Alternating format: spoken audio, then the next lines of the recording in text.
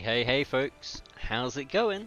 It's your boy, DM Cerberus, aka Serb, aka Kai, and we are back once again for our D&D stream. And before we've even gotten started, you guys have already got a level 2 hype train. You're insane. I've literally done nothing. I've literally just gotten started. But no, it's super appreciated. I do of course have Raz, Hound, and Painted Kitten in chat with me at the moment. We are all pretty much ready to go, but before we do get started with the session,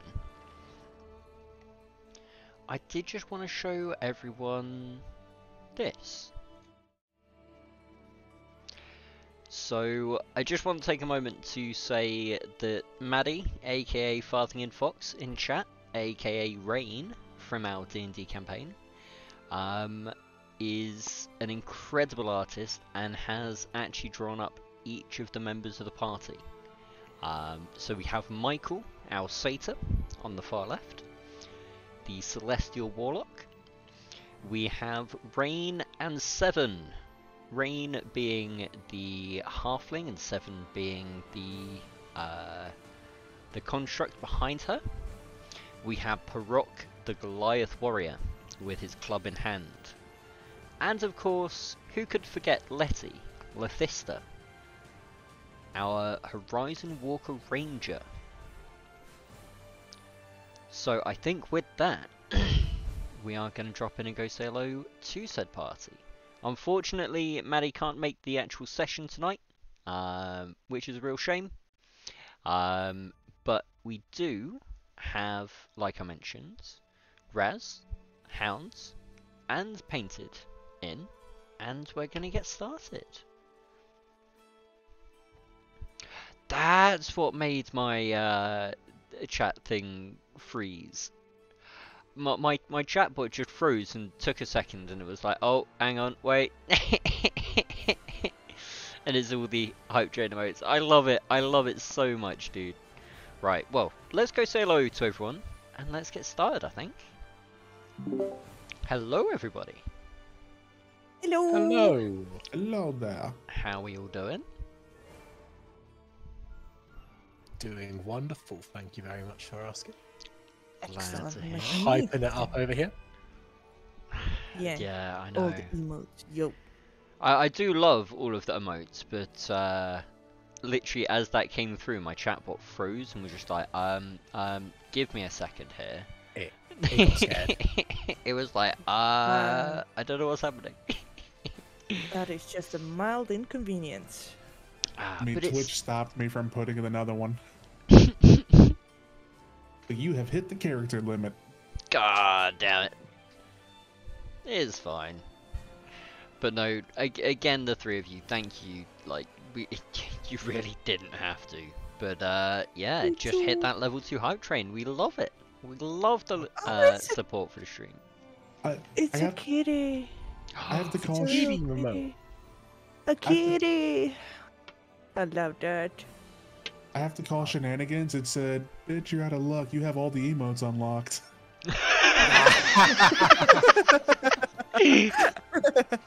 Oh mate, that's incredible. That is incredible. It'd be like you have completed Twitch. you have unlocked all the hype elements. Congratulations. Oh, Good luck though.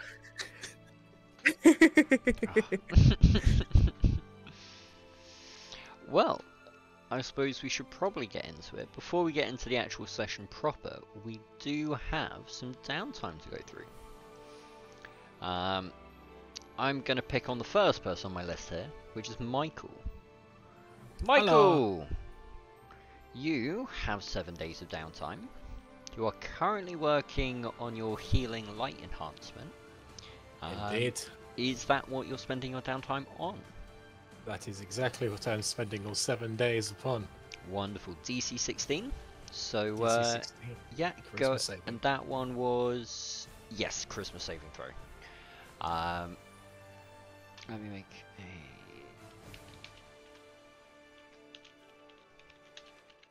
So with my modifier being da da da da for a saving throw, gotta remember now, is da da da da 5. So it's 16. I have to get 11 or higher. So all 7 rolling at once because I like the clicky clacks. That's completely That's fair. not too bad.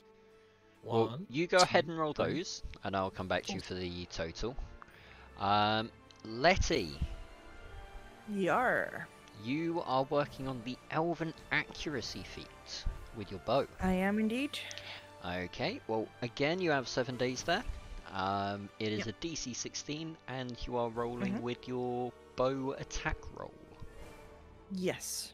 It's +6 and it's dex. So it will just be your standard attack that you use with your bow. 19. Okay. Nice, Yeah, I'm so rolling. I'm rolling. Wonderful. Well, I'll come back to you for those in a moment. And of course, who could forget Parok? Hiya, buddy. Hello there. So, working on the tough feat. I Yep. can't remember the actual check that I was asking you to make with that one. Was it con saving throw? I think it was Constitution. I can't quite remember, but I think it was con saving throw. I'm not 100% sure.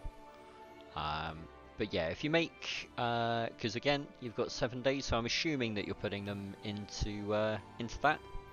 Yep. Wonderful. We'll go ahead and make your rolls, and I'll come back to you there as well. So, back up to the top. Michael. I had 4 successes. 4 successes. So Wonderful. 9 out of 25. 9 out of 25. We love to see it. It's an average. Yeah. No, we'll happily take it. We'll happily take it. Inara. No, not Inara. Letty. I'm just reading off my list. That's my bad. It's okay. Letty. How many did you get? I kind of feel like this campaign is going to stretch into me being absolutely god awful when it comes to downtime, and then when it comes to attacking, I'll shoot everyone. So last time I got 3, today I got 2, so I'm at 5 out of 25. Total of 5. Ouch. It really does seem that you just have the worst god awful luck for your downtime. I want to apologise, but there's nothing that I can do about that. No, it's just the dice, isn't it? It's just the luck of the draw. It's fine. It's Yeah. fine. I'm not salty or anything. On that note, we're going to leave you to have a little think about it for a while. And Parok, how many successes did you get on that one, buddy? What was the roll we were trying to hit? So it was a 16 DC. So it's 16 So, DC for 1, everyone's second level 2. ability. It'll be DC 17 for your third. Then that would, and nat 20s count as 2. Nat 20s count as 2. Oh boy, I just glanced got back 8. at roll 20. I got 8. Rolled 7 dice, got 8 successes. And you still failed one of those as well. Now what I'm going to do, because you only needed 7 to be able to complete that, is I'm actually going to refund you back a day and give you a downtime unit for spending on your next ability. I didn't realise you were that close. Can I give one of my? Yeah. Can I give that day to Letty? No. You know no, what? But thank you. I'll allow No. it. I'll allow it. No, it's okay. It's okay. Well, hang No, on. Hang on. just- I've got something for this. So, Letty, you are working on the Elven Accuracy feat currently. And Parok, you would like to help Letty learn how to do so. Mm-hmm. What's better than a Am I moving going target? I was Um, just going to ask, like, am I going to put an apple on top of his head and then Well, what I'm going to do is I'm going to ask, Parok, can you make me... What's going to be a good one for this? Can you make me an athletics check for me? And depending on how well you do, Letty... so it was an 8, so Letty, you get the chance to try and learn. So you can make another roll for me and see if you get above 16. If you had gotten higher hounds, you would have been able to give advantage on that one. Okay. Knowing my luck, like she would end up like shooting me like right between the eyes with a bow and arrow.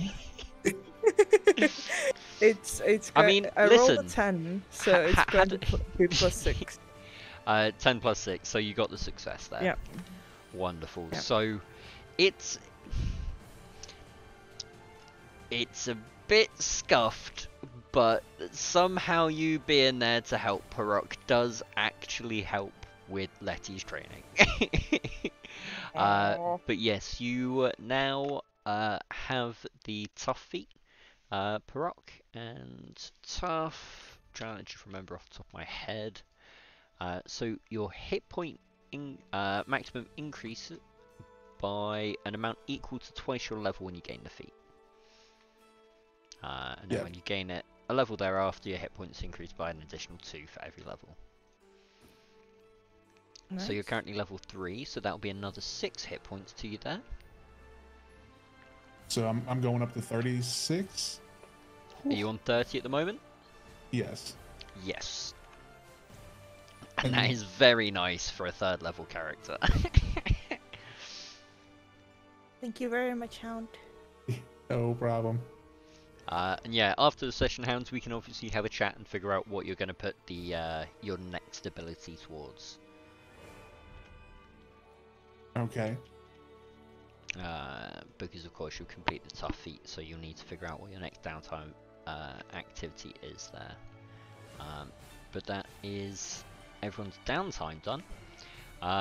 So I am also going to be tracking for people that miss sessions. I've been kind of going back and forth on it, whether I give people downtime for sessions that they can't make, and not, you know, rewarding the ones that are able to make it by having them have the downtime. You know, if people consistently can't make it, then they're not going to be as powerful. But then I don't want to penalise anyone by having it that you're not strong enough to keep up. So I've decided that I'm going to track it for the people that aren't here as well. So for example, next session, Rain will have 14 days rather than the 7 that the rest of you will have, because there's the 7 days from today. Just because I do want to keep it as balanced as I can between everyone. I don't want one person to end up having all the abilities and someone else doesn't have any. So yeah, we're gonna track it for other players as well. But on that note, we should probably dive into the session proper. So, where is... So, the recap from last session. After the battle with Roger, the party rested for a moment, gathering their strength and preparing to move out of the tavern once again. A few bottles of wine were shared, and the party regained some lost experiences, or memories that were lost came back. After deciding to head with Zardu to a covert location to rest at, the party were accosted in the street by more thugs, brandishing the R symbol on their clothing. Before the party could react to this ambush, a small figure with a raptor construct pounced from a side street and started attacking the thugs, giving the party time to react and strike back. The individuals identified themselves as Rain and Seven once the battle was done, and the party decided to bring them along, as they too seemed to hold a grudge against Raphael. So as we return to the world of the Swords Coast, and the city of Waterdeep, you will find yourselves once again in the middle of the road, bodies strewn around you of the thugs that just tried to assault you. Zardood looks up and down the road before cursing. This is all a fucking mess. Right, we go now. I'll send word as to what happened here, but if these bastards are already fighting us in the streets, who knows what they're going to throw at us next if we stick around. And he turns and starts to lead further into the city. Is everybody following? Brock will follow. Begrudgingly, yes. Wonderful. And for the sake of brevity, Rain is going to be following along with Seven as well. So, as Zardood takes off, he takes turn after turn through the city. More than once he pulls you all into an alleyway, telling you to freeze. He will do so, holding your positions with bated breath. But just as quick as he stopped you each time, he signals to follow. As you continue through Waterdeep, you arrive at what seems to be a rather quaint small cafe. The cafe itself is a charming little cabin with a thatched roof styled to look like large leaves and cobblestone bricks to fit the exterior walls. A sign hangs out the front, also shaped like a leaf, and in gold cursive writing, the words "The Gold Leaf" adorn the sign. Zardood heads inside, signalling all of you to follow. Again, I assume you will do so. So as you do so, and you get to look around within, the interior is softly lit by ethereal hanging lights, glowing in shades of yellow and green, and as you look up at them, you see they're almost like lotuses floating in the air, different coloured petals wrapping around the light to give different shades. There's seats and tables of all heights and sizes, designed so that the cafe can comfortably seat all races and all variety of people. Much of the decor of the room is nature and natural themed, feeling as if you've stepped into a very small, very tame slice of the Feywilds. All of the beauty and none of the danger. As you take a moment, all of you, and marvel within the interior, you notice it's rather quiet, with only a couple of patrons inside. When they see the state of you, the last few customers kind of leave for the moment. Looking up from the counter is an older looking high elf, who upon seeing you immediately springs up and runs over to put an arm around Zardood and leads him over to a table. He introduces himself. The name's Dylan, friend of Zardood's here. Guessing since you brought him to me alive that you're friends as well? Yes, Friend we is a are. strong word. as Letty says that, I'm like, yep, we're all friends here. Let's smile at Letty. Right, and he kind of looks at the two of you and then back to Zardood. It's been a little while, Zardood. Why are you here, and why is he in this state? And all of you see that Zardood, even though he's put on a brave face throughout most of what all of you have been seeing and doing, he's pretty exhausted by this point. He when you first found him, he had words again. He had already taken quite a serious wound, but had powered through it to be able to fight against Roger, then the group of thugs outside, and then make his way through the city to here. So at this point, he's not unconscious, but he's at a point where he's almost falling asleep, because he's just that out of it. So then it kind of looks at him and then looks over to all of you. Where to start? Well, and I sort of just push Letty forward. You could say. He trusted the wrong people. Look, He kind of it's- raises an eyebrow at that. Are you talking about yourselves, or Listen, lady, if lady? I would have been... As you have a look at him, you realise that this is actually a half-elf baker, and quite an old one, quite an old man at that. He has a bald head with sharp green eyes, smooth pink skin, as if recently sunburnt. He has a very triangular, classically beautiful face and a very lean body. And just by looking at him, he's wearing simple but well-made clothes, as well as a leather apron smattered in flour. And you do see around his neck hangs a pendant of 2 crescent moons back to back. If anyone would like, you're more than welcome to make a religion check to see if you recognise that symbol. I will do that. I'll try that. If religion is something I should be okay-ish at.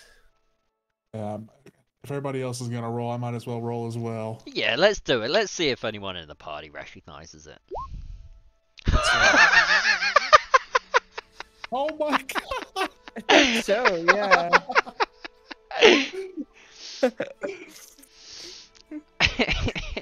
So Michael and Letty, you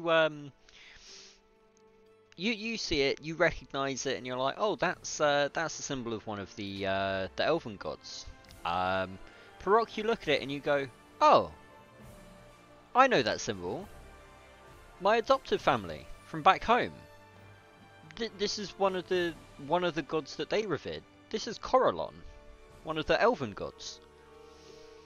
And you instantly kind of recall. Corellon is. I will put it in the chat there for you. Thank you. Thank you. Mhm.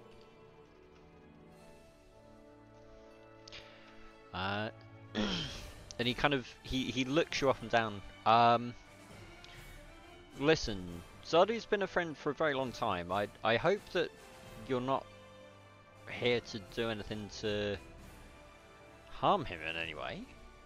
You said something about trusting the wrong people. My friend, if we wanted to harm him, do you think we would have followed him here? Yeah, what he said. And you kind of like see Letty promised. being a bit embarrassed, just like slinking away and letting. Noticed. Sort of notice that embarrassment as Michael sort of like goes, I'll handle it. Yep. And he And, kind I'll of start- he nods slightly and he's like, no, you make a point. You wouldn't have brought him here. Well, he brought us here. Well, Baroque here, my friend, can probably say more to it, but your friend was viciously betrayed by members of. Hang on a moment. We're having an old man moment. What was their name? Oh yeah, the 5th Regiment, the elite group of footmen. As I'm you're pretty saying sure- this, you do hear another pair of footsteps coming out of what seems a back room, and you do notice a halfling, a light-footed halfling with long, straight brown hair. And as she walks into the room and hears you saying this, you hear, before you even see her, the sound of a plate or a saucer smashing on the floor. She heard you say this and saw Zardud in almost the same moment, and immediately rushes over next to Thillen's side. Well, I wasn't expecting such a smashing response, but there you go. Yes, he was attacked by those, and by pure coincidence or luck in our regard, we managed to go in and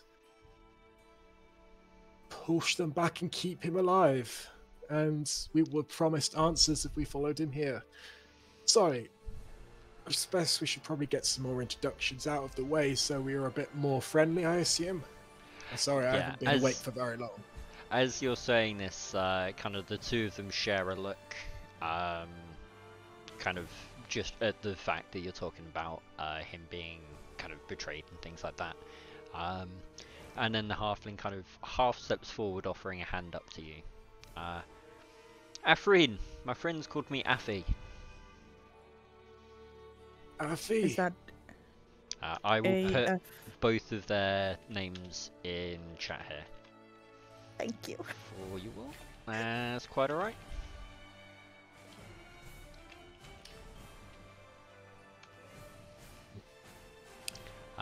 And for a quick description of Afrin, she has very long, straight brown hair that cascades down her back against her dark bronze skin. With bright hazel eyes, she stands just over 3 foot tall. She has a soft, rounded face that always has a warm smile across it, except perhaps in this moment. Wearing an apron of her own, her clothes look slightly fancier than her husband's, giving her an almost regal look without trying. And hanging around her neck is another symbol, one of burning flame. If anyone else would like to make a religion check, I will be able to tell you about that one. I'll let Proc handle that. We'll go for it. Look Again. to Proc. Look, I actually looked to Proc and be like, you know these. I think Perak will probably get it as well, yeah.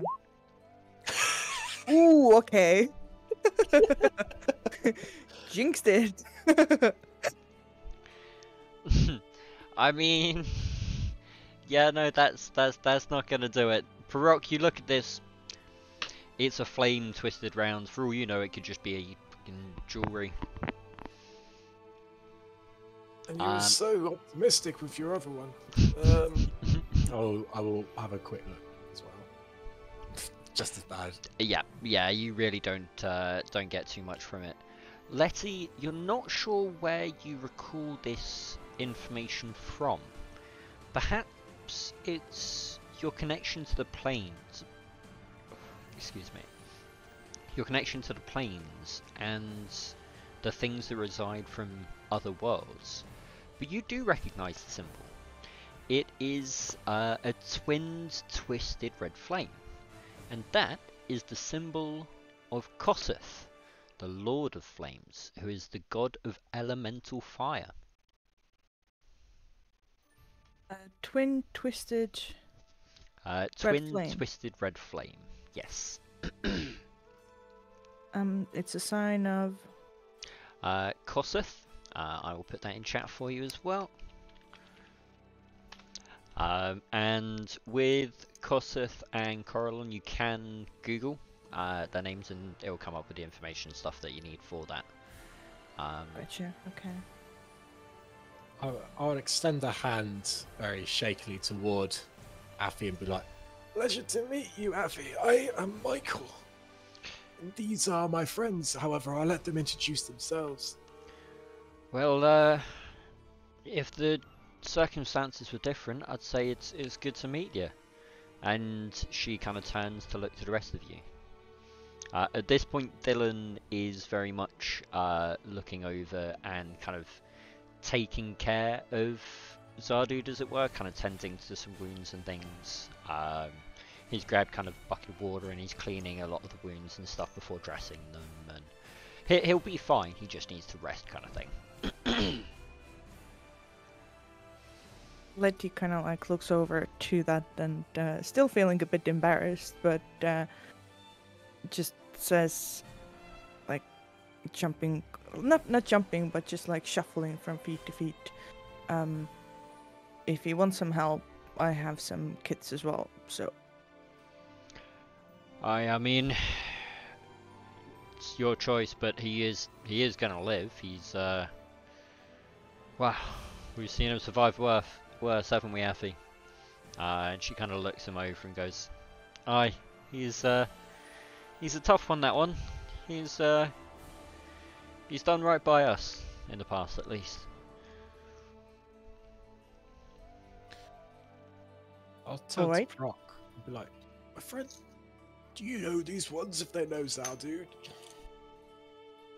Parag just kind of, we just kind of look at it and looks around, and unfortunately, he doesn't. We don't really quite. He doesn't. Sorry, it's been a long day. Was it good?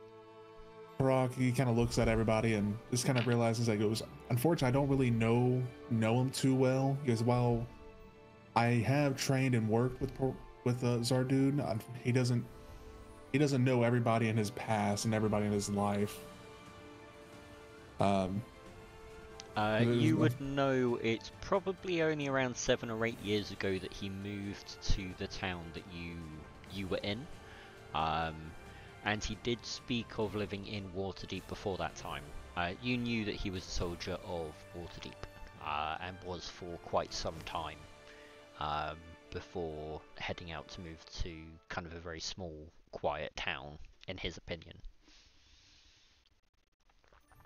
Okay.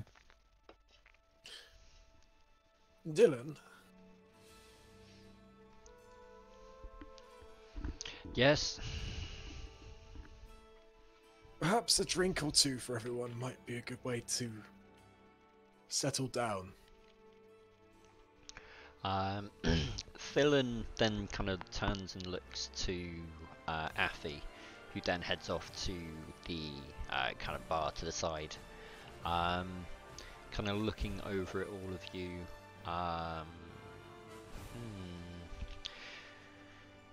She makes 1 tea and 2 coffees. Hands Michael the tea and Letty and Parok the 2 coffees. Letty Someone read my accepts mind. it, but kind of looks over at the tea that Michael got. But she's being polite, so she's going to drink the coffee. Wonderful. At the comment you made there, Michael, she kind of chuckles. Well, you know, we're just a cafe. That's the kind of drinks that we do here. Michael looks around at the literal decoration of the Feywild incarnate inside this little cafe, and then sort of has a bit of a wide smile, going, "Yeah, okay." But he doesn't say anything else other than that. Yeah. Just like he makes sure that there's some copper on the table if they want to take it. He keeps 3 out just in case. Yeah. And you notice neither of them do look to take the money. But yes, Dylan helps kind of pick Zardud up and move him into a back room. You can see through the doorway it seems to be a bedroom of some kind, where he kind of puts Zardud down on the bed, leaves him to rest for a while, having tended to all of his wounds and such. Walks back over and closes the door. And then he kind of turns to the rest of you. Well, until he wakes, we won't be able to say much. We don't know what he wants to tell you. You're welcome to stay here. You're welcome to rest and wait. Or if you've got something else to do, you can always go and come back.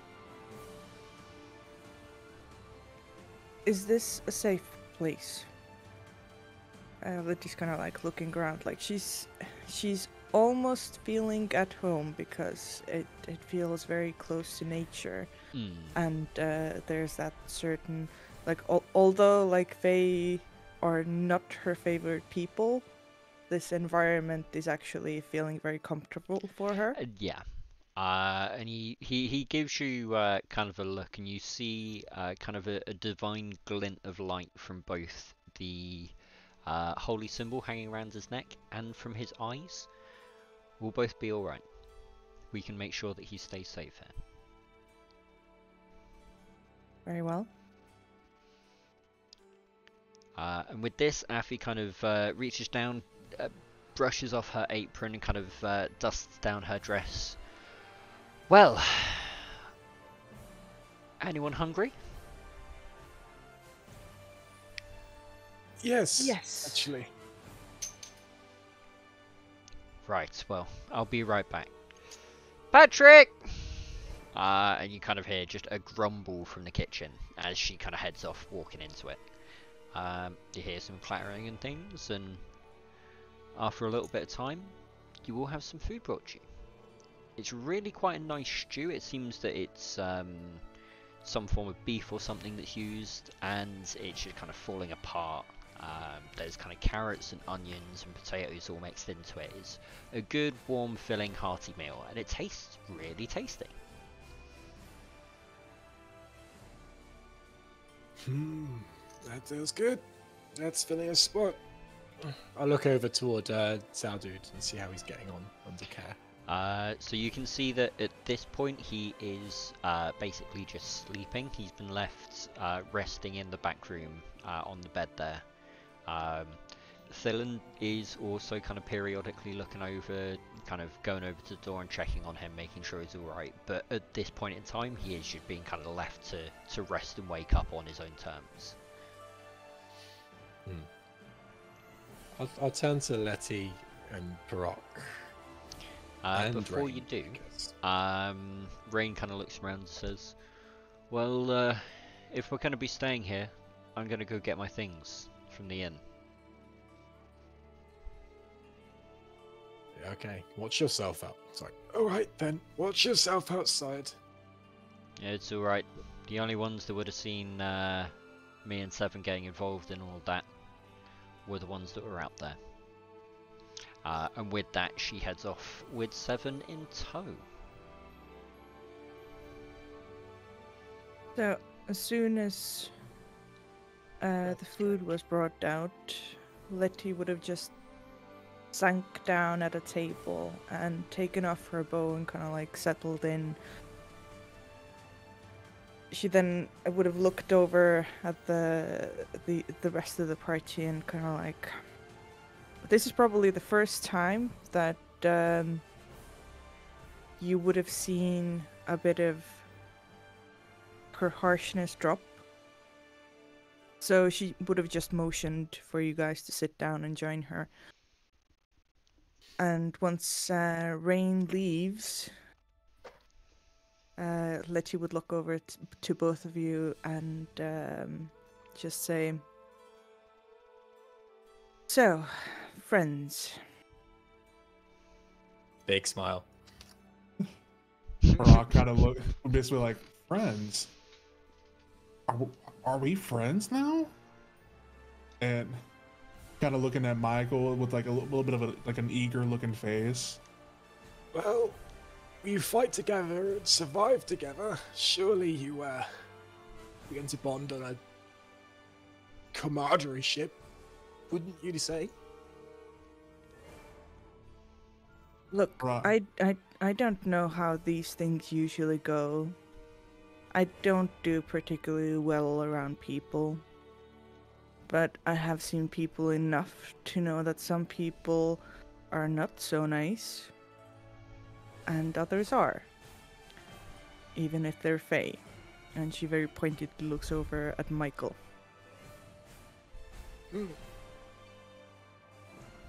And we've Well- survived together, so, as you say, you might be okay. Well, we are in a Fey-like area, technically, if you look around us. Perhaps that might be playing with your mind. I joke. But You see Letty smile mildly. Yes, this isn't actually too bad. it's all different sides of the coin. Well, I'll lean in so only these two can hear us. We were promised answers if we followed Zaldud here. You kind of see Letty's face harden a bit again. Yes, Raphael must be found. Found and dealt with, yes, I agree with. However, I don't know what questions to be asking. All I know is that I have an intense hatred for this person, with memories that I have long forgotten. If All I know he's a menace to Waterdeep, really, so I'm gonna have to let you two follow the questioning on this, I'm afraid. Letty kind of like, she knits her eyebrows and looks at Michael. Why are you after him, if I may ask? This is where you see Michael's like face sort of really strained to remember something. It's really like eyebrows, these bushy eyebrows go in, his face sort of contorts. And he goes, I'm not exactly sure. All I know, and all I'm willing to share, is that there is a hatred inside of me that's aimed towards him. And normally, when I'm angry, there's generally a good reason behind it. And But seeing you don't actually know. not particularly, no. However, it seems that I'm finding kindred spirits wherever I go, so that can't be wrong, really. However, seeing as I'm not so easily able to remember why, Parok, have you got that axe? I can take this time whilst we're talking to try and ritualize see what's on it again. Yes, and Harak, he pulls out I think it was the twin axes, Yes, the twin and axes. places them down on the tables for him to review. Wonderful. I'll Let me start just get... Yep. Because of your book, you can ritually identify it. Yeah, this is where I pull out the tome, which is starting to look a little better in condition. Still looks insanely tattered. Before I start though, I go, oh, hang on, where's my manners? Fillion, is it okay to cast magic inside of here, or do I have to go outside? And Thillen looks over and kind of squints his eyes a little bit. No, I'm sure you're all right. I did catch that, sort of. I'm sure you're all right, he says. So yeah, he's kind of giving you permission. He seems to be a little begrudging because he still isn't sure on all of you. But he seems to allow it there. Casting magic indoors equivalent to smoking indoors. Confirmed. Kinda. So yeah, I'll take out the maraca and just start getting the small little ritual, getting some chalk out. No, this is why I stopped last time. I don't have chalk. Oh, silly me! I keep forgetting this. Did the store have like chalkboards for like their recipe? They do. cafe. As you have a look around, you do see that there is a board that kind of has the specials of the day, and there is a couple of pieces of chalk on there. I sort of just look up and just stand up and go and take a piece without trying to draw attention. Like, I'm just like, yoink. Are you trying to hide it? Sort of. Do I need a stealth check? Feed my little life hand check more than anything else. Okay, yeah. Let's have a sleight of hand check, and I'll have a look It's to the see thing, if by the Dylan way. sees. What? Yeah, I will have a look to see if Dylan sees what you're doing. 17. That's a pretty good roll from you there, Michael. So he has to beat a 17.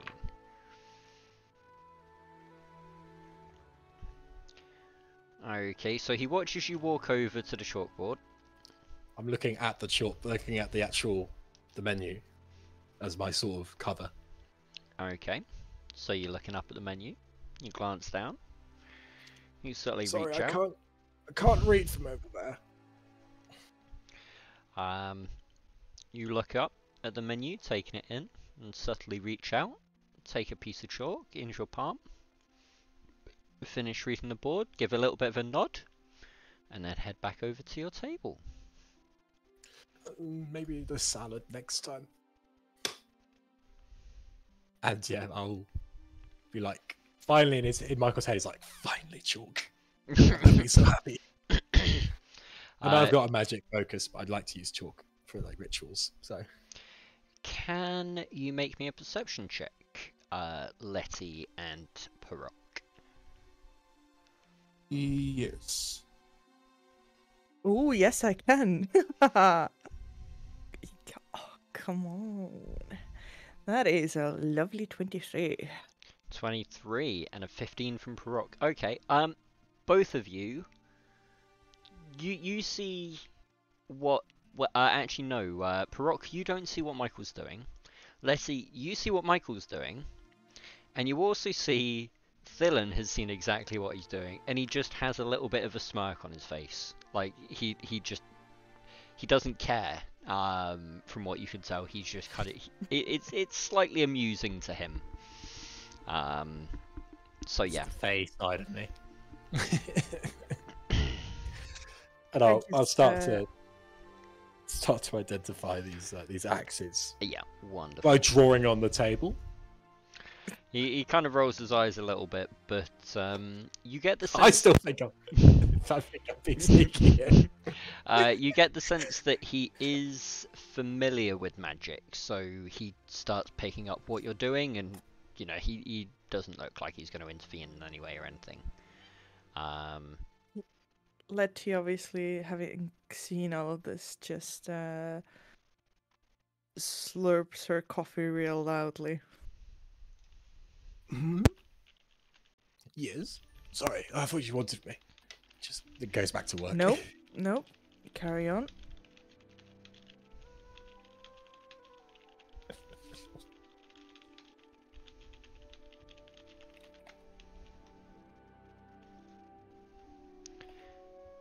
So yeah, you continue on with the ritual. It's 10 minutes for the ritual, doesn't it? Yeah, 10 minutes plus casting time, so it's about 11 minutes.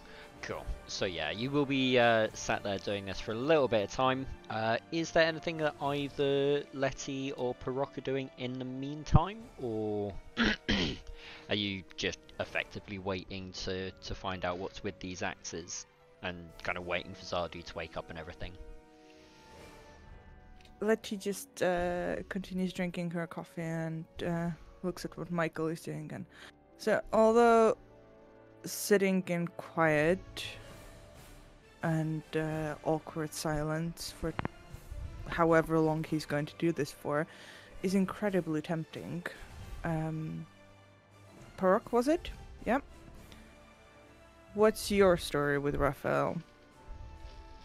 So, hearing this, Parag, he had kind of like a cheerful I'll be right expression. back, but you guys carry on. I can still hear everything. I will just be right back. Okay. So prior to this, Parag kind of had a bit of a cheerful expression, just kind of watching everything kind of go on, enjoying the atmosphere. But when he hears the question, the cheerfulness, the kind of like cheekiness, immediately is drained from his face. And he recalls and states, he killed my family. And he goes, I don't know the exact details. I don't know exactly when it happened, why it happened, where. All I remember was armed individuals ransacking my village when I was a young kid. And he killed my mother, killed my father, killed my brothers and sisters. And I'll never forget the screams of the village as I was running away. And he kind of realizes like he maybe kind of like brought the mood down, and so he's kind of like just kind of looking around, trying to figure out, kind of gauge what's going on. Michael will look up whilst he's doing this ritual. He's listening, not saying anything, but giving like a sort of concerned look for you. Letty kind of like picks up on all of this as well, and she looks at you with a softness that you wouldn't expect from her, knowing her, like the amount of time that you have, and says, I'm sorry to hear that. How Yeah. old were you, if I may ask? One moment. I'm gonna go out of character real quick. Let me pull up my Yeah, worksheet. yeah. 4 years old. So kind of Brock coming back and he goes, I was 4 when it happened. We were up in the mountains, far away from everybody. We didn't bother anyone. We were just mountain folk living the way we lived for many years before. And all of a sudden they just came out of nowhere. And because I don't quite remember the faces. It's been so long.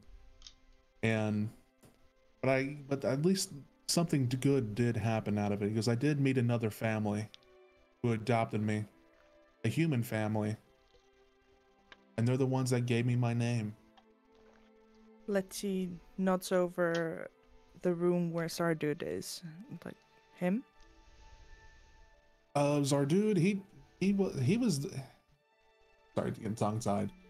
He didn't give me my name, but he played a very important role in my life. He taught me how to be a man, how to be a warrior, how to protect those who need to be protected.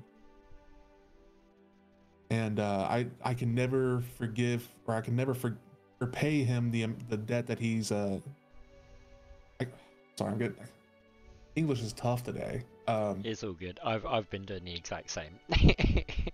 Because I can never repay him what he's given me and what he's taught me. And he was there and basically shaped me into who I am right now, who I am in front of you.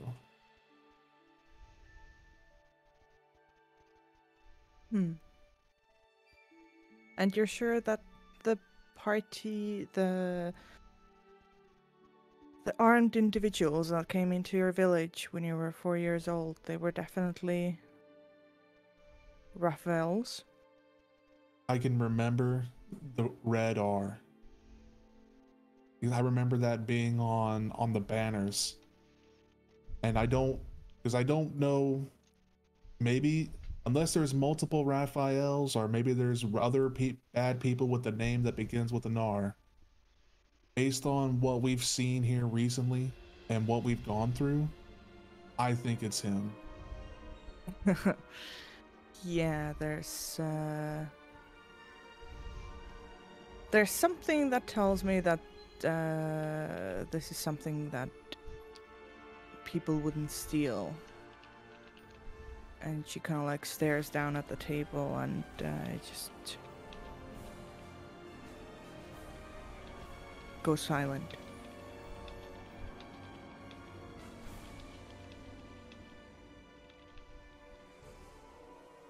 It's probably around halfway through the ritual you'll start to see some magic dance around the table of the maraca, as the sound gets probably a bit more elongated and a bit deeper.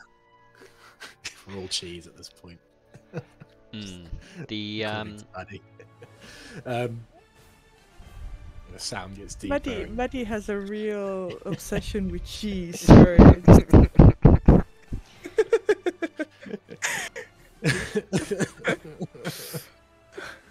It's funny but true. Okay, back into character. Alright. Maybe. Hang on, let me get my actual maraca so I can.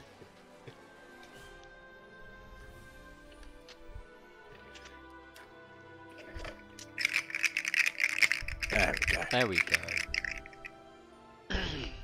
And halfway through this ritual, will be like, This item, my nature you hide, and I shall peel the secret to my mind. Reveal. and I'll start chanting that every minute. Wonderful. And as the ritual continues on, the mood now having fallen and become a little more somber, you all find yourselves sat just waiting in the quiet and the calm. And lights start to display themselves throughout the chalk that has been drawn on the table. The maraca seems to echo through the air much longer than it should. And finally, the spell is finished. The ritual is complete. Michael, in front of you are the duty-bound axes. These axes were designed, forged, and trained with as a pair, and as such, when used in the proper way, when used dual wielding, the harmonies between the two grant them a +1 bonus to hit and damage. They hand axes, aren't they? Hand So axes, they can yes. be thrown, yeah. They can be thrown, yep. And that's the duty-bound axes, yeah? The duty-bound axes. With the identifier, I'll give you a little bit of the lore, but I won't tell you everything about the item. That's much later level magic. That's legend lore.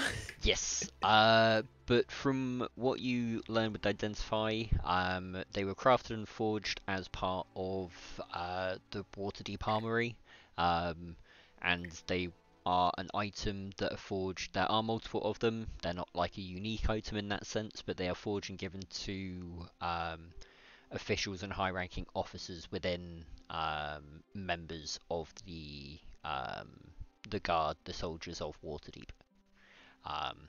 So there are multiple of them. It seems maybe Roger was granted them, or maybe he took them from another senior officer. Actually, at the tavern where you were at, there were many of them that were dead in that first room that you walked into. So could have come from any of them. I like for some thematics is that when I start identifying this, that the actual axes themselves would rise up from the table. Yeah. And it's almost like a type of magic. It's almost like, I believe it's divination in nature, isn't it? Identify. I'm trying to remember. Yes, divination. Yes, it is a divination spell. And through that, it's almost like he starts to like drain their its knowledge from here, and he sort of holds the knowledge in his hand. And I know it, but there's almost like a copy of that knowledge, and I'll be like, Parok. Rock looks up and kind of kind of witnesses everything that's going on. Yeah, what's going on? Give me your hand. Which one? Either. Parok just kind of reaches out with his dominant hand, his right hand. And that sort of accumulated knowledge that's now in Michael's hand, I'll grasp your hand and transfer it to your mind.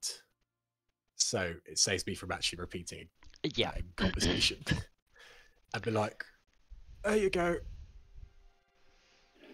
Parok just kind of all of a sudden just gets these like kind of like these flashes. It's kind of like memories that had been unlocked, like memories that he's had, but he just couldn't quite remember. All kind of come to him at once, and kind of realizes that these were powerful tools that he now seems to understand better, can utilize better. and I guess at that point that's where the magic fades and the axes would slowly descend to the table. Yes, they slowly lower themselves down. And interestingly enough, when you when you finish the spell and they go to lay themselves down, they lay themselves down not right next to each other, but with a gap left, obviously signifying kind of where you would pick them up and use them. But they actually lower themselves down in front of Parok.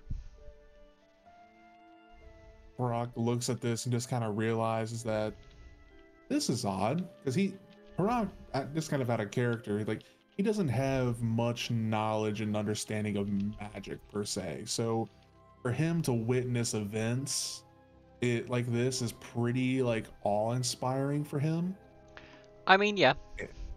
And so for him to just see these weapons kind of just slowly kind of land down and in front of him, he's like, "Oh my lord, I'm the chosen one." And yeah, so he's like, he just kind of looks at this, kind of like his mouth kind of open just a smidge, and he's like, "Is it me? Am I the chosen one again?" And this, not realizing that he's kind of said it out loud. Well, not so sure about chosen one nonsense and all that, but perhaps. I mean, they did go towards you. Don't They, put stuff into his head. Michael, could you make an Arcana check for me? certainly.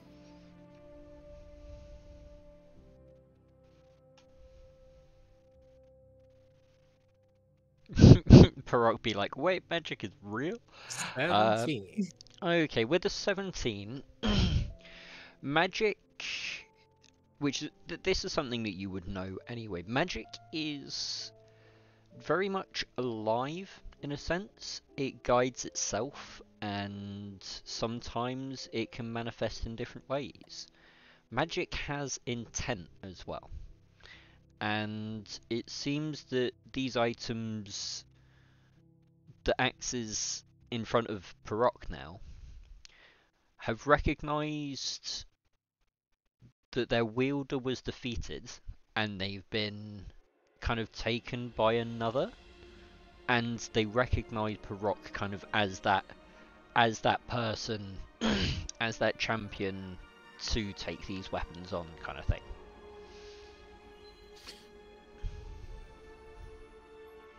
This is where Michael goes a bit absent in mind and looks out the windows and then out toward like the street. That's what it looks like, but for him it's in mind's eye, he's looking further out and he's like, we playing games, I think, at this point, aren't we? These aren't games at the moment. And then looks back at Parok and goes, those weapons will serve you well. They have chosen you.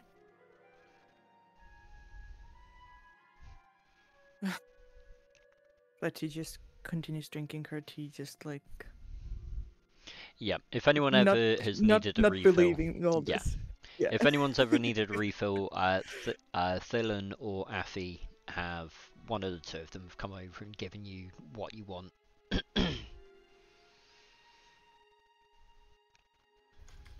On occasion you have also heard the grumblings of a third person in the kitchen, which you heard referred to as Patrick by Afi earlier. But other than that, it seems that there's actually no patrons in here currently.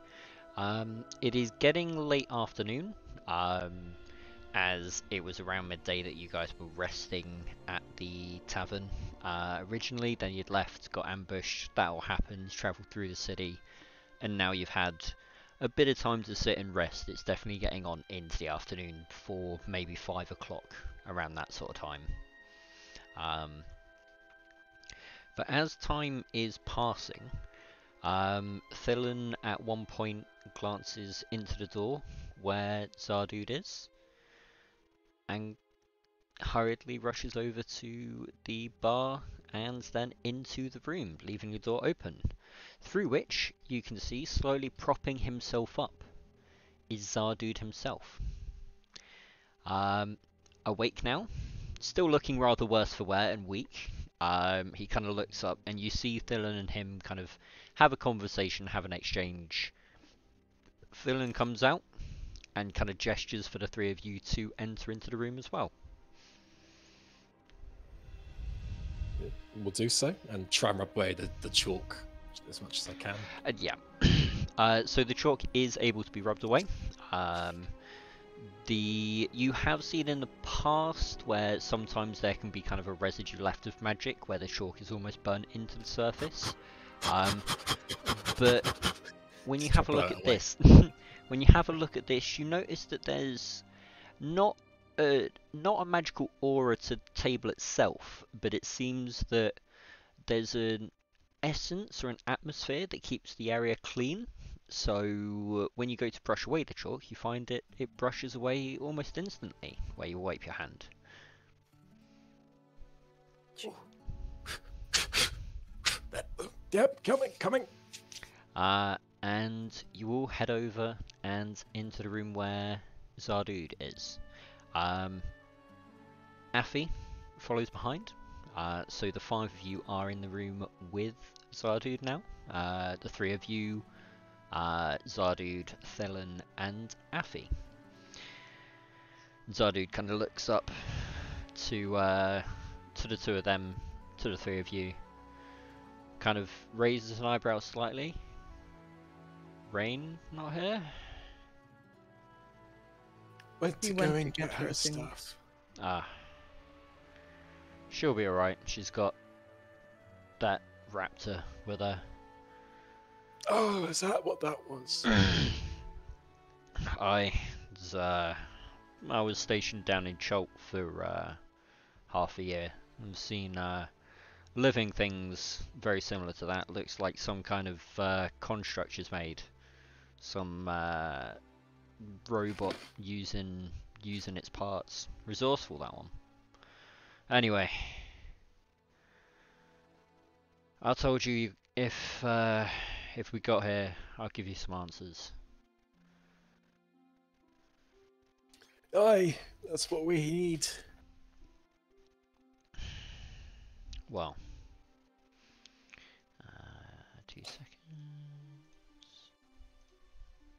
So, as soon as Letty heard that Zardud was awake, you kind of see her propping back to her previous self and hardening up a bit. And walks towards Zardud, like obviously waiting for him to kind of like prop himself up and all that. But yes, you said answers. What do you know? Well, Raphael, where to start? The beginning? Bastard's been a thorn in my side in the past. I thought I was done dealing with him 20 years ago. Back when I was a soldier living in the city and acting in city guard, there was a huge bust on a warehouse, believed to house various illegal goods and stuff. Went off without a hitch, but apparently that's what caught his attention. There was attacks on us, personally, thugs coming after guards in the street. An adventuring party came through, took a bounty on him, and when they returned, they'd said they dealt with him, killed him. Sure enough, he went silent. No issues for, well, till I left.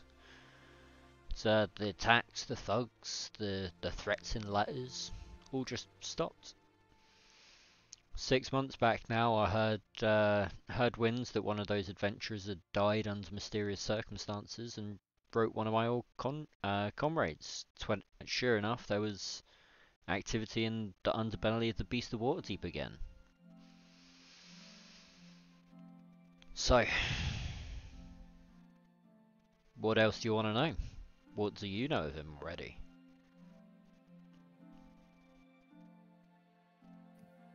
Unfortunately, not very much. Oh, for reasons I'm not too sure. I just know he's not a particularly fun person to be around. Someone that causes an irrational amount of hate for me to even think about. So, here I am with the Have same you people. seen him? Me? I've never seen him, no. It's just he's the one that was always behind everything, apparently. But that was going back, I mean, 20 years ago was the raids, maybe 15 year ago was that party that came through and said they dealt with them. So, you're saying that 6 months ago this all started kicking off again. Is there a specific area in Waterdeep? Well, I have been working on that. Thillen, do you have that map? And you see Thillen go over to Zardu's belongings, which at this point he's put in one corner of the room, and from his bag he pulls out a map. So at which point I'm going to move everyone on Roll20 onto a new tab here. And I am also, Ooh. well, once the image fully loads up, it should do in just a moment. And I'm also going to quickly tab over so everyone on stream can see this as well. So, he lays out a map of Waterdeep in front of you. However, this isn't a normal map. This seems to be a map of different segments or kind of parts of the city itself. A few of which have been marked with a few different colours. Now, he points at Southward, at the one highlighted in green, and then at the dot inside. Southward's where we just were. It's where we had planned to set up our base of operations, me and the other guards. We'd bought that tavern, and he points to the actual dot down here. That's where we were aiming to kind of make our base of operations. Me and a couple of the others had spoken about trying to find out more about Raphael, see if it was him that was behind all this happening. Seeing the symbol on those thugs, that confirmed it for me. And these red parts. So you can see the red lines there are to signify kind of each section of the city. You've got kind of Southward, Trade Wars, the Plinth, City of the Dead, so like each of the districts as it were. You can see the two that are outlined in blue, the Field of Triumph and Castle Waterdeep. He points to Castle Waterdeep first. Now, if there's going to be anywhere that's safe from a mob boss, is going to be in the castle. The amount of truth-seers that are in that castle, they'd be able to see through any disguise, any lies. They can force people to speak the truth or say nothing at all. They got their ways, so I'd mark the castle as safe, because I know a couple of people that... We did meet one of the Waterdeep Lords not too long ago. Oh, one of the Masked Lords. I did get a quick glimpse at what they were wearing in magical senses, so I understand why you'd think it'd be safe. Definitely a good shout. Aye, well, it's not just the Masked Lords that have their defences in the castle, let's say. He then points up at the Field of Triumph, which is the northern blue area. A lot of the soldiers that I've trained with, that I trust with my life, are now stationed in the Field of Triumph. It's the arena, it's the Colosseum, it's the area of the city where people fight for glory, for money, for pride, for valor.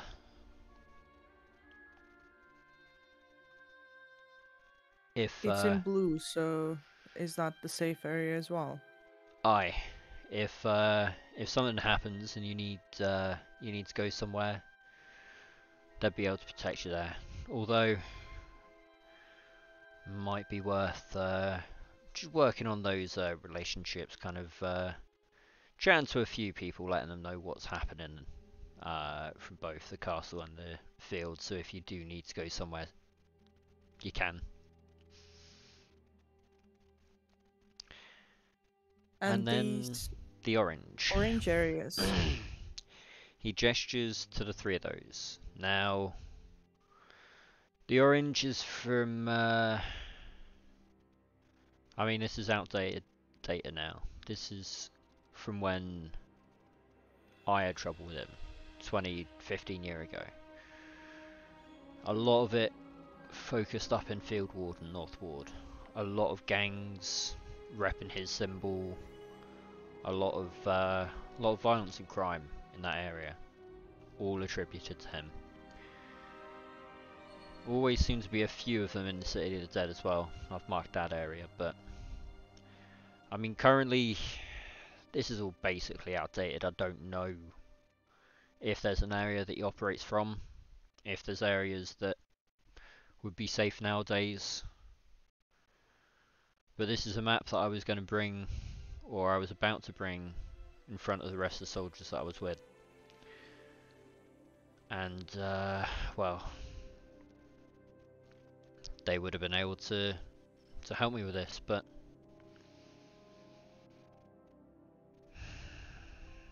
I think I'm on my own with this one.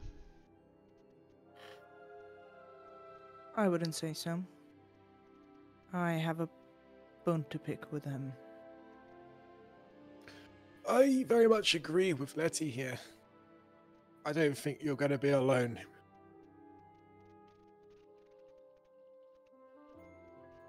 He kind of just gives a little bit of a nod, and he looks to Parok, and he says, "And I know about you. I know about the ties that you've got. I'll be back to my feet in a couple of days, and once I am back to it, we try and find this bastard, put him down."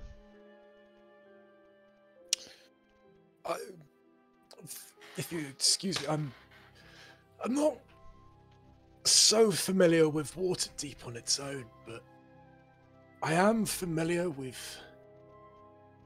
experiences such as this, going and undertaking,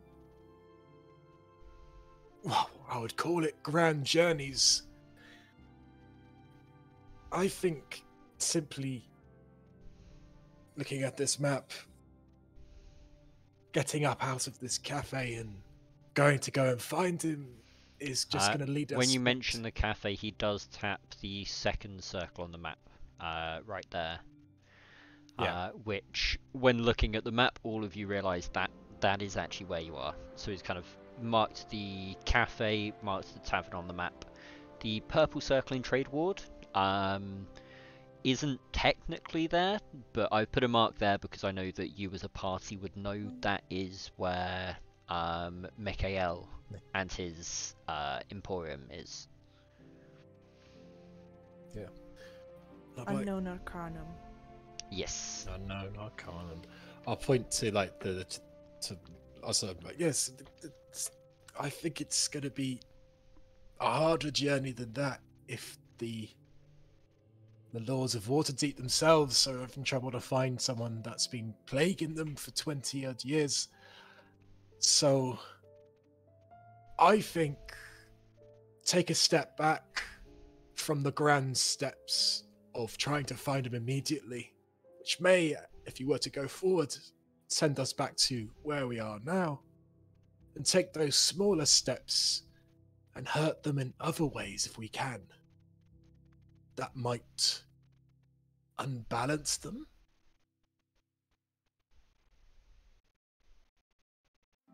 Michael, Okay. listen. I know what you're saying, but I've met him. I know that he gets a kick out of doing this to people. And if we were to ask around, we'd be able to make it to him. As you say, with little steps. But that's how we draw him out. So I think we need to go and poke the nest. I disagree with you upon that one. Listening to the story of these heroes that supposedly took him down and ended up dead. Two are dead. Two.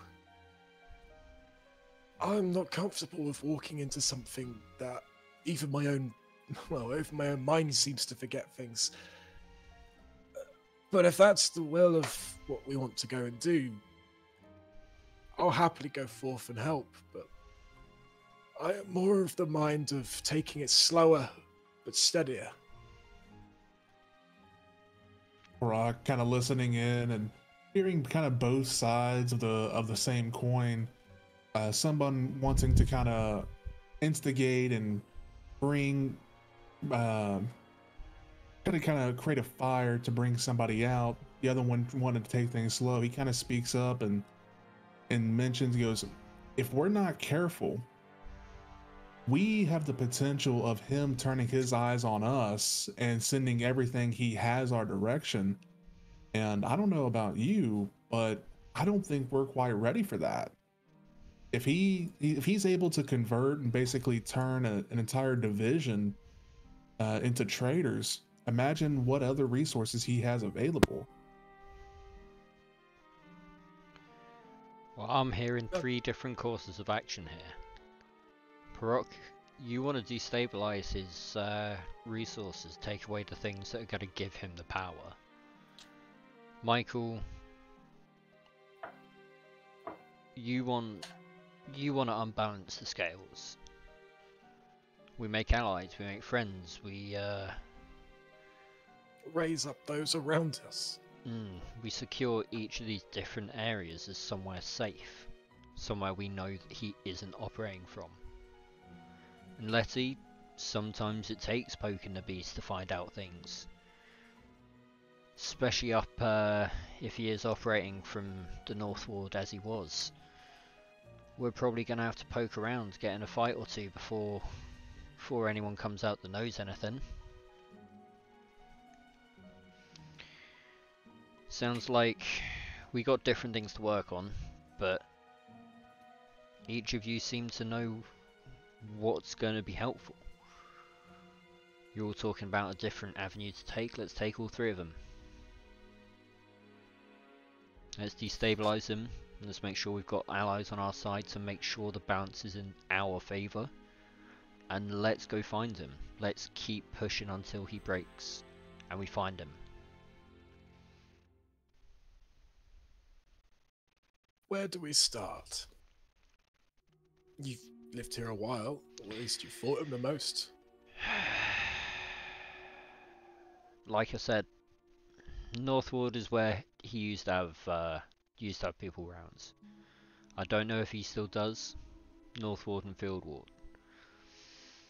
It's easy to convince people that have nothing to take a little bit to do something for you. It's easy to get people to do awful things for a promise of a better life. And a lot of those people can be found in Field Ward. A lot of people get recruited straight out there, or they were. We need to find out where he's operating. We need to find out. We need to update this map, basically. So I know people from the castle. You know someone from the castle. We can maybe see if we can have some help from the guards, find out if there's been any attacks focused anywhere. And I think it'd be good to have you folks get to know the people up from the Field of Triumph. Give you allies as I have them. That sounds like a solid plan. Also, out of character, because we came into into Waterdeep through that top area, basically like down the main road. Yeah. Would we have seen like a bit of a? Would we have basically seen how bad it would have been in those wards? Yeah, so the field wards, you stayed there before you could actually get into the city. So when I described it, it's very much like a slum to the city. You know, there's beggars, there's people that have very, very little and fight over what they do have. So you would have seen people like that. You would have seen the state of the area as you pass through, and kind of you would have seen it got a little better in North Wards, but North Ward's just an extremely densely packed area. There's just that many people there that there ends up being quite a bit of crime focused around the area because there's just that many people all built up in one place. Coming down, you then got into the Night and Shadow, which is a little bit fancier, so a little bit more spaced out. Didn't seem to have as many people kind of around. People were better dressed, looked healthier a little, just kind of more money to keep themselves comfortable. Getting into the Wides, that's kind of again a fairly well-off area in the city. But yeah, you would have definitely noticed being in Field Wards, the state of the place. And kind of what Zardu's saying is kind of making a lot of sense. You know, if you promise someone the chance of having a good meal every day, what can you convince them of? True. Okay, good.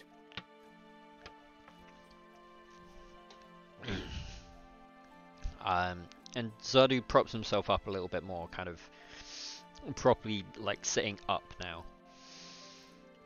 Right.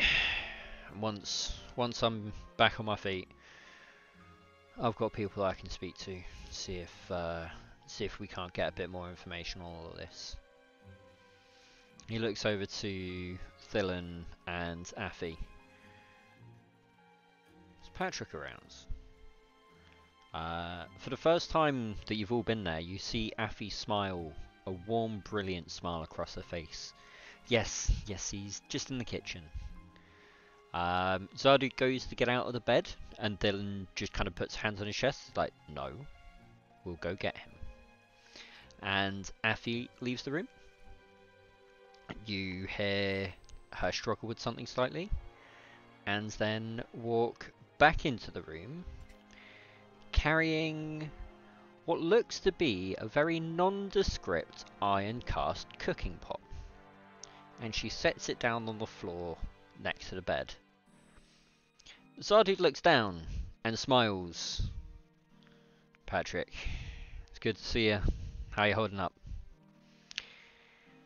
And all of you see where the lid of the cooking stove meets the actual lip.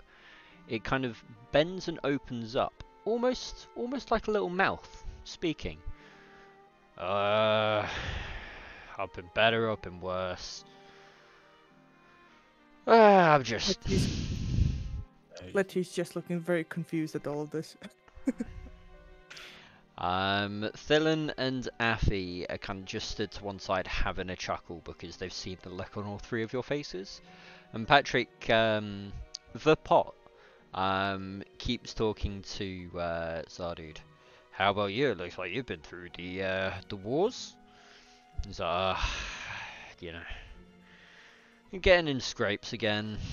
And he kind of, they both chuckle, and it's weird hearing a cooking pot chuckle, because as he does, he kind of bounces across, like he like vibrates on the floor. So you hear like the iron feet of it like smacking against the stone floor, and it's an odd thing to view and hear. And yeah, you're kind of taken aback a little bit, and Patrick, you see the pot kind of turn to look at all of you. Hello? You're not the first people to have that look on your faces. I'm Patrick Stewart.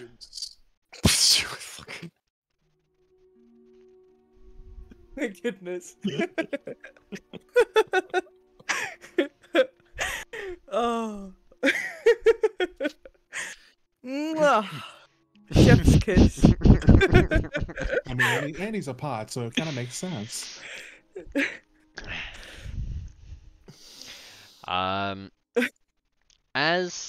As he talks, Can everyone make a perception check for me very quickly, actually? Yes, yes, I can. Can I make mine? I'm very happy with perception. Ooh, that's a 23. I'm making mine at disadvantage. I'm just far too confused. 6. So, Letty, when he speaks, you get a very distinct smell. The stew that you ate earlier. Oh. Oh no. I Letty will. I'll put his looks name down at the in the chat there. And just takes it in and just like, oh dear. Oh dear. And just leaves the room. She just cannot handle this right now. He just bursts out laughing. Again, you see the cooking pot kind of just rattling on the floor, laughing. And looks back to Michael and Perrock. Kind of looking between the two of awakened you. your mind, dear Pot. No, I was a man before this. I'll give you two guesses who did this to you. It's a long story and it happened outside of Waterdeep. Letty comes back in like, your food was lovely. Good, I'm glad. And leaves again. Oh, She just I cannot handle get it right now. Oh, I get it. Oh. Why is everyone Yeah, out? it was- And you see him kind of turn to Thillen and Affy, who are just bent over, like howling with laughter right now. And he's like, "What's with people? I'm a cooking pot. Like, you use me for cooking. I'm a good chef. The fuck's the problem?" And he kind of just turns back to the two of you. Anyway, My apologies, good sir. and he kind of laughs it off again. He just finds the whole thing hilarious, as do Affy and Thillen, and even Zardud, who's in the bed, is chuckling a bit at this, but not too hard because it hurts.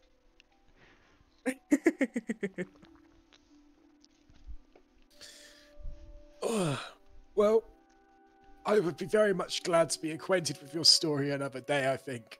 I think it's a little bit too much for me to deal with today. You see him nod as much as a cooking pot could nod. I understand. How about tomorrow? We'll I'll tell you all about it tomorrow. Perfect. Maybe not with stew on the bowls. But, yeah. We need to make a plan, I guess, now. Letty I comes back into the room just like straight faced. Okay. Maybe Well, there's a Zardud, way- it was good seeing you, but I'm gonna go back to the kitchen. And you see the cooking pot turn to Affy and give another nod, as much as a cooking pot can nod. And Affy once again picks him up and carries him back through into the kitchen before returning. You mentioned the 3 ways of dealing with Raphael, Zaldud. Maybe a good place to start is trying to combine all 3 of them into one action. It's a sort of... Well, what does it warriors call it when they attack after someone hit them? A counter-attack. They've hit you where it hurts. Perhaps we can hurt them where it hurts. I mean, What do you it's gonna suggest? take me a day or so to get back on my feet.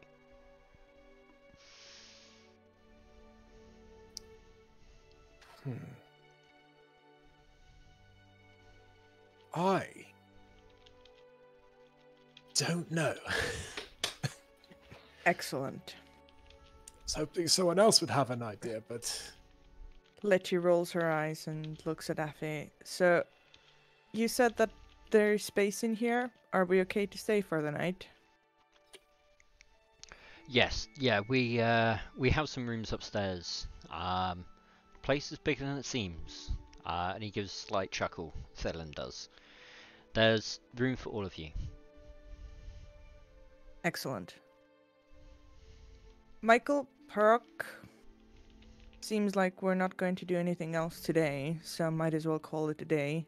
Let Zardut freshen up, and we'll see where we are tomorrow.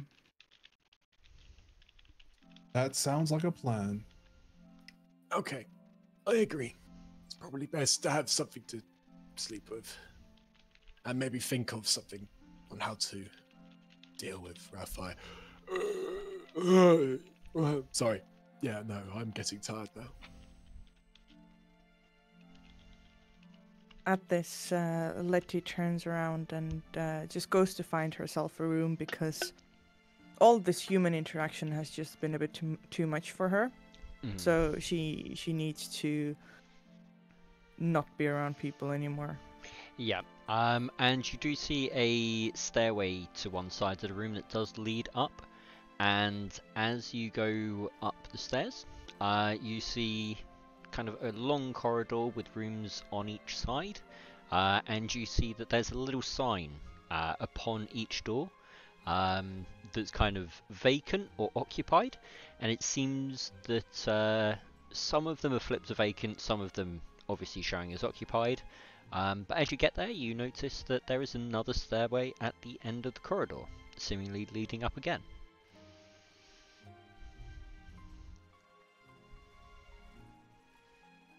Would it be possible to go up that other staircase? Yeah. Is it? You go and have a Do look. I get the feeling that I'd be okay to go there? Yeah, there's nothing that kind of signifies or shows kind of that you're not allowed to. So yeah, you go Okay. over to the stairs and you have a look, and do you go up them? Yes. Cool. You go up the stairs, and in front of you there's a long corridor with rooms on each side. There's a sign on each of the doors that shows either vacant or occupied. Some are vacant and some are occupied, different to the floor below. And there is a set of stairs at the end of the corridor. Could I go up even higher? You continue up the next set of stairs. Before you is a corridor. There are doors on either side. On each of the doors is a sign. It shows vacant or occupied. Some of the doors are vacant, some of the doors are occupied. Different once again from the floor previous. At the end of the room, or at the end of the corridor, there is a staircase. Oh, okay. So if I were to open one of these doors, would I be able to see the street? You can Would I be certainly able to have a see? look. Are you going to go into a vacant room or an occupied room? Ooh. I'm going to go into a vacant room. I'm not going to. Okay, well Yeah. the door opens to the touch, and as you look outside, it looks like you're on the first floor. As you look outside and kind of think about the size of the cottage that you've seen, this looks like it'd definitely be the top floor. But as you kind of back out and look at the end of the corridor, there is a stairway leading up again.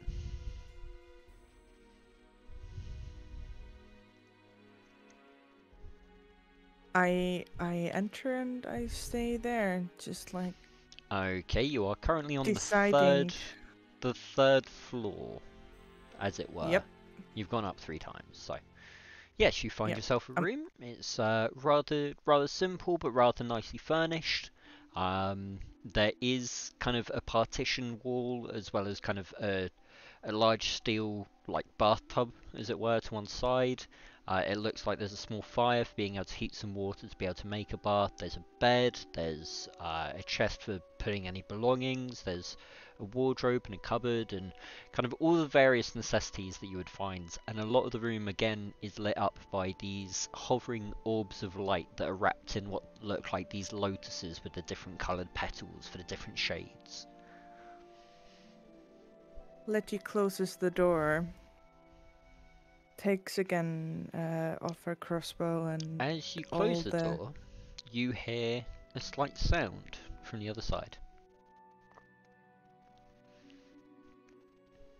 she freezes and opens the door. You hear the Can I see what sounds we again, changed? and as you open the door, the second time that you hear the sound, it comes from the middle of the door. As you open the door and have a look, there is a sign that says vacant or occupied. Magic. And she closes the door again. You hear the sound again. It was on vacant when you opened the door, Yeah. and now it's now you've just heard the sound once again as you go to close it. Yes. So she continues to take off the bow and all the armor and the weaponry and just, for the first time, probably a very long time, actually allows herself to just relax for a second.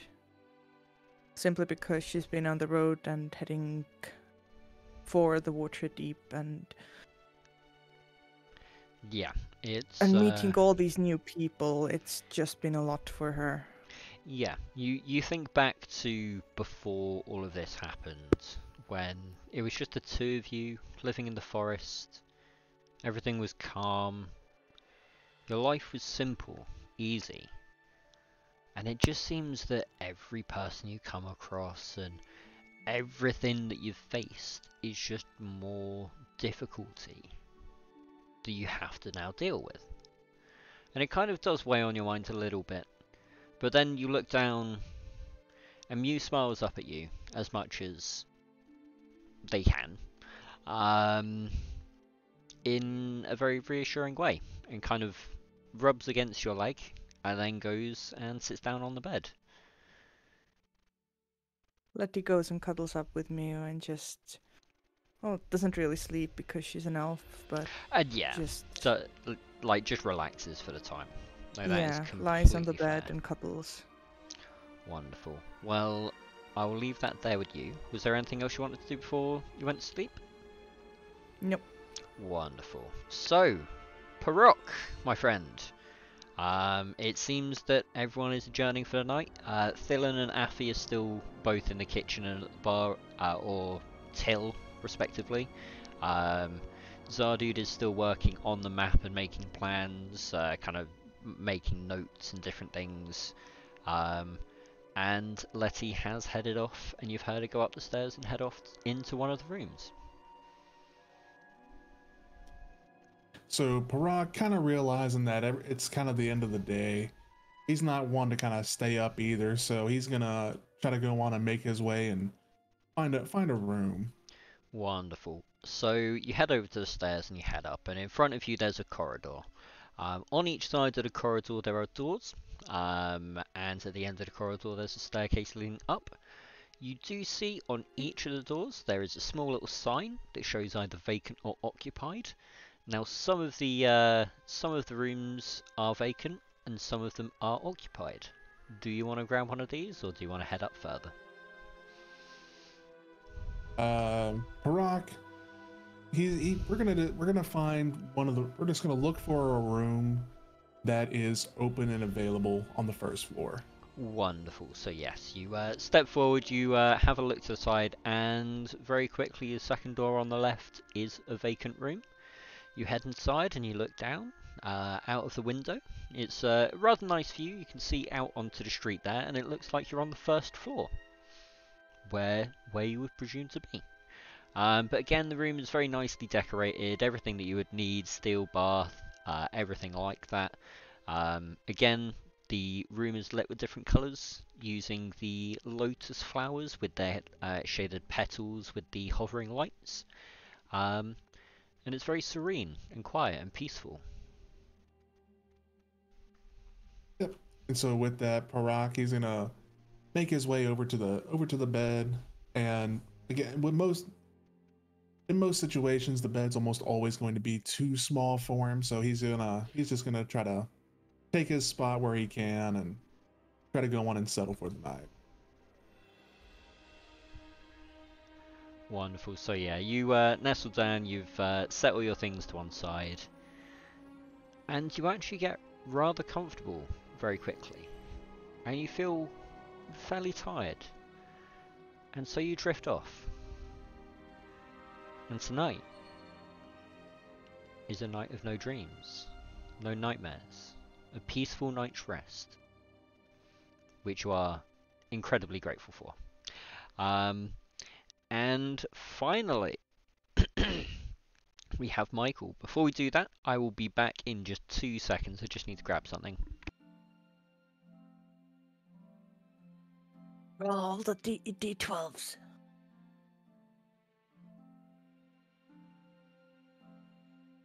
Wait, D12s.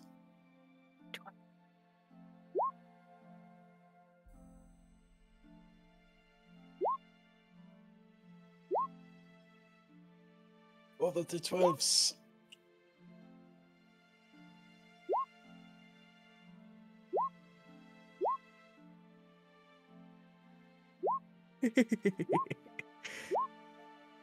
I feel D12'd. D12. Oh, you got 112. That. Oh no. Oh my goodness. Yeah. The second time you did 12s, you got two D12s. Hmm? You got two D12s. As in like two 12s. That's back. what I mean. Sorry, it's late. Hi. You know what? I'm not even going to ask. Michael.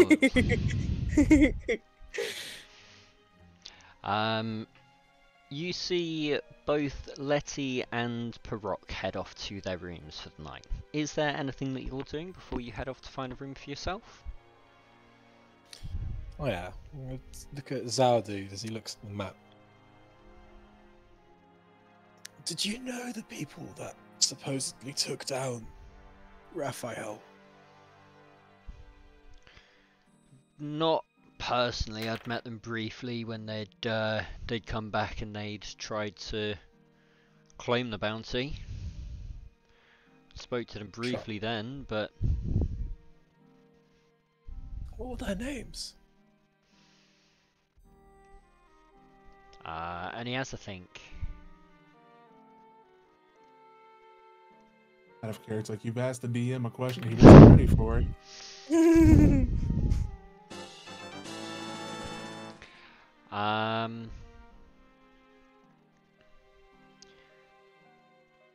One of them, I can't remember his full name, but I think it was Ron or Ronald, human paladin. He was the one that I heard of 6 months ago that passed.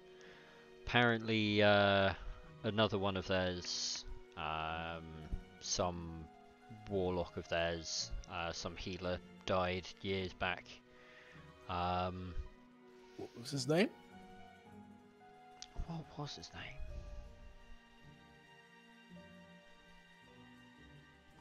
I'm gonna roll a history check to see if he can remember this. I rolled a 4, so no. I can't recall. So it's just slipping my mind. No matter. But I'm waiting. I'm waiting on a couple of letters back. Actually, there was a thief, a half-elven woman with him.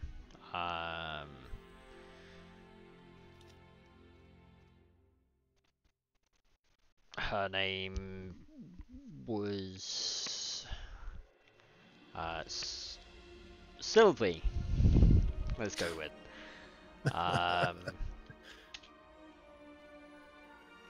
They called her Sylvie the Siren because Her wielding dual blades was a sight of to behold. Would captivate anyone watching it until she turns it on you.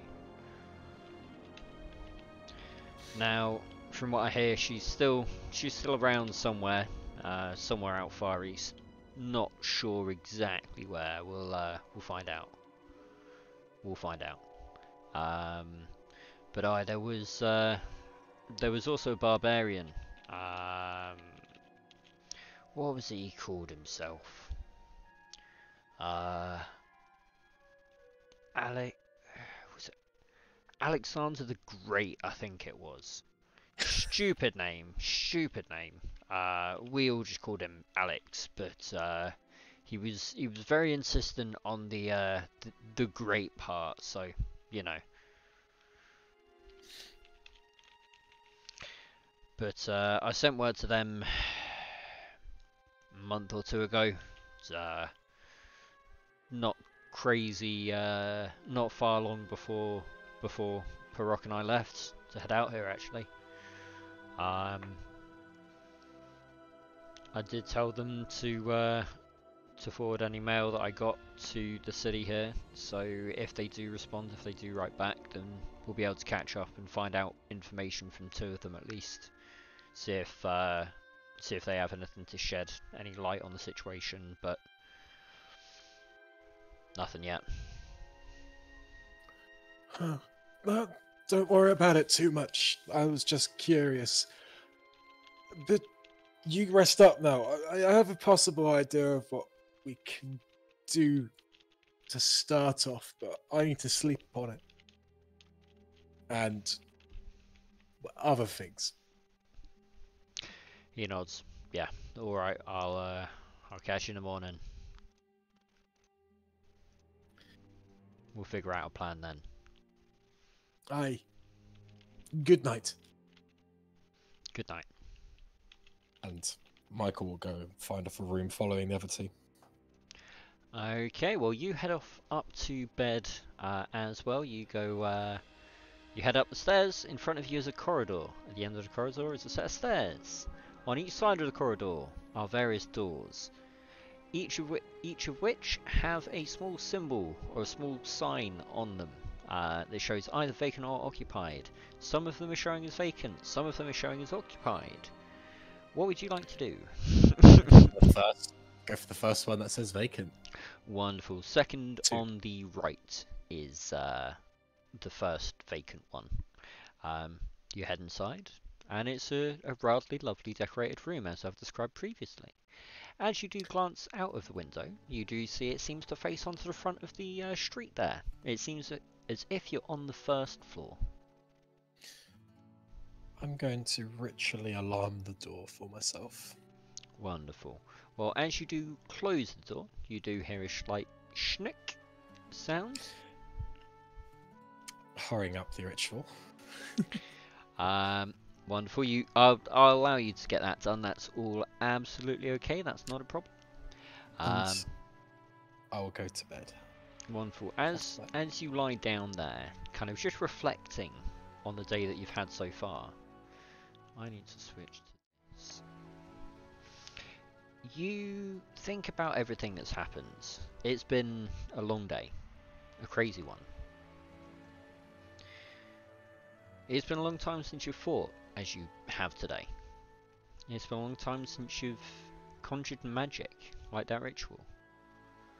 It's been a long time since you've shared knowledge like you did with Parok. And thinking about it, something kind of jostles in your mind. Can you make a history check for me?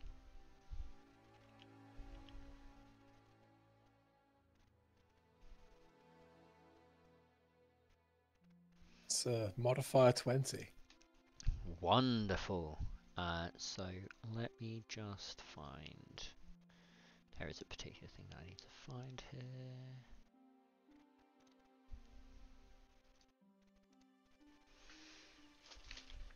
Isn't here, isn't it? Yes. Give me 2 seconds. I'm just trying to find where I have this thing written down.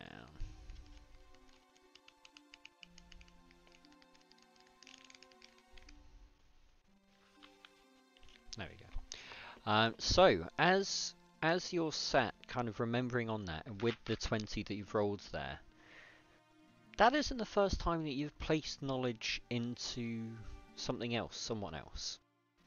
And a memory surfaces, one that you don't remember, so one that's come back to you. And you're looking down at this orb that you hold in your hands. It's a glass orb surrounded by silver and platinum interlocking rings. There's a soft white light emanating from within. As you're holding it, in your other hands you see very similar knowledge. A memory or just something of that ilk hovering within its magical essence in your hands. And you take that magical essence and place it inside this orb, and as you do so, you see that the rings themselves almost come alive and start to twist and whir, and the celestial runes that are carved into each of these rings glows just a little bit brighter. This orb has meaning to you. Where it is now, who knows? Maybe one day again you'll find it. But you remember once it held great sentiments to you. And as the memory starts to fade again, there is a final moment of clarity that this is the orb of remembrance. Of course. Of course. Yes. Yes. Almost like starts to form like almost like a magical headache in his mind. He goes, yes. As many times beforehand, I'll find it again. Aye. But for now, my lord, please let me rest. It's been a busy few days. And with that, you do manage to fall asleep. And on that note, I think that is a wonderful time to wrap up for the night, for the session. Yay! We would obviously play till 11, but it's kind of only 20 minutes away anyway. And I'd prefer for everyone to be here for next session, for when we kind of figure out this exact plan of what you're doing next. Obviously you have access to this map now. I'll leave Roll20 on this slide so that you guys can all go back and view the map. I mentioned to the three of you before the stream that downtime was changing a little bit, or I'm giving you more options for things that you want to work on. Now that you've seen the map, you understand what is happening. This is what you can potentially put downtime into.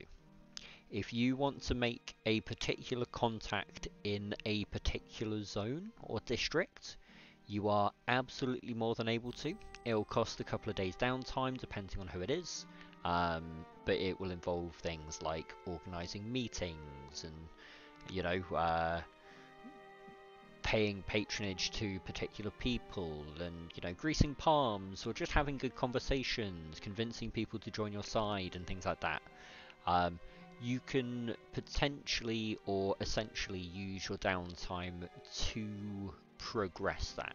You can be like, okay, well, I know that we're going to work towards, I don't know, Field of Triumph. We want to, instead of having that be a blue zone, which is like a potentially safe zone because there's potential allies there, you want to make that into a green zone, so you want to make it actually safe. You can say, okay, I want to set up a meeting, I'll speak to Zardoz, I'll spend a downtime day or a couple of downtime units to set up a meeting with some of the people at the Field of Triumph so that I can actually start working on that. So that can help progress various different things, but of course there is going to be a lot of in-character work and in-game time work that comes to this. So yeah, it's going to be very interesting. I'm excited to see what you all decide to take as your next course of action. Obviously, we'll be making that decision next session, which, for everyone in chat, is going to be a little ways away. Now, of course, we do tend to try and run the group every other week. However, in 2 weeks' time, that will be Christmas Eve. So unfortunately, we're not going to be running our D&D session then. I believe it's going to be, we said it was the 7th of January, isn't it? So we'll get back to it in January. And once we do, we're going to be back to it for the new year, running every other week. Now that this has been introduced and put into place, I was chatting to the 3 players that we've got here anyway, folks. But I feel like this little setup that we've got with the map and the different districts will actually allow us to kind of have it be a little more modular. If people can't make it, then it doesn't matter too much, because you know, you may that session just be working on relations in Castle Ward or in Trade Ward.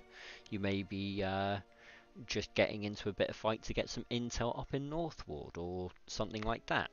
I want to make it so that the party doesn't have to rely on any one person to be here, so that sorry, I'm getting distracted by reading chat there. Christmas Eve, I have to have my Kai. I mean, yes, Angela, yes, Christmas Eve is going to be for us. And then, yes, Raz, you have me all of Christmas afternoon, buddy. Yeah, I gotta cook, boy! He's going to put me to work, folks. Gonna slave you out. Well, to be honest, so am I. But... Ew. To be fair, hopefully all of us will be. But... Oh, it's going to be great. It's going to be great fun. But yes, effectively, the way that I've tried to set this up with doing this little map is have it be a little bit more modular, so that you can work on one thing on one stream, one session. You know, if we don't have all the people to carry on with that, we can say, okay, well, you know, you've complete 60% of what you need to do in this area. With the start of the next session, you guys can go and do something else, and it'll just be something that you have to go back to finish working on, or however we do have to have it. We'll have basically the start of each session, you will have returned back to the cafe to kind of replan and take stock of the situation, stuff like that, go from there. Just because it then makes it easier for different people to drop in as and when they need to. But yeah, that is me. Was there anything else that anyone wanted to say to stream or anything like that before we did wrap it up? Keep being beautiful out there. Yeah, just amazing time again. So thank you for doing this.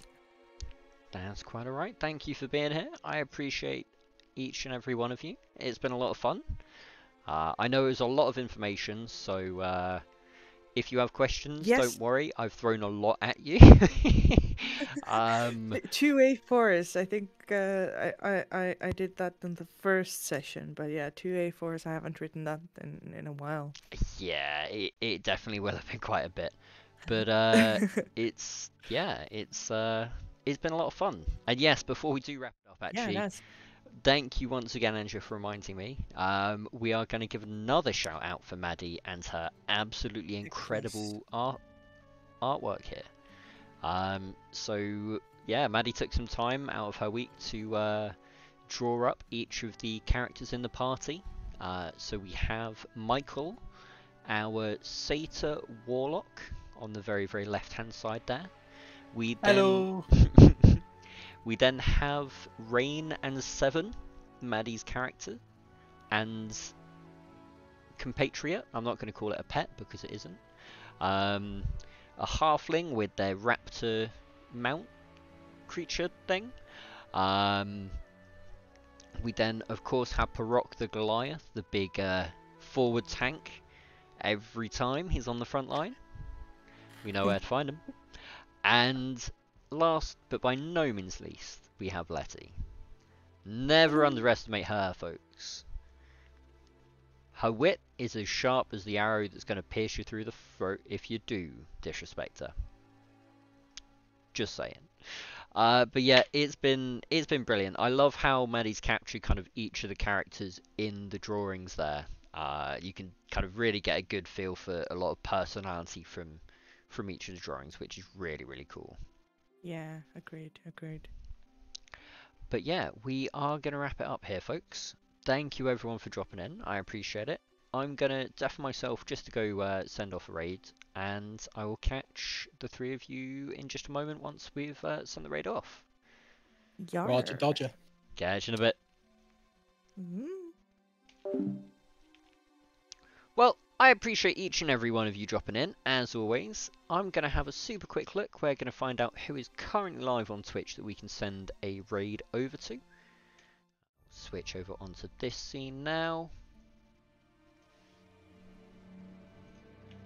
And let me have a look. Ooh, Nori is currently live doing some Minecraft. I think we might send a raid over to him, folks. Why do I always end up joining stream fairly low? I mean, it happens. It happens, Angela. Don't worry about it. I appreciate each and every one of you coming and hanging out and dropping in. The hype train literally at the start of stream, like, you guys are insane. Raz, Painted, Hounds. I know who you are. I know what your game is. I see you there. I'd very much appreciate it. Each and every one of you. And of course, anyone that's just come to hang out. It's been a wonderful time. We've had a real good night. And we're going to send out a raid. We're going to go show Nori some love here. He is currently doing some create modded stuff in Minecraft. And is a fantastic teacher, a fantastic guy. Definitely deserves some love. Go drop in and say hello, folks. And I will catch you tomorrow. Much love. Bye bye.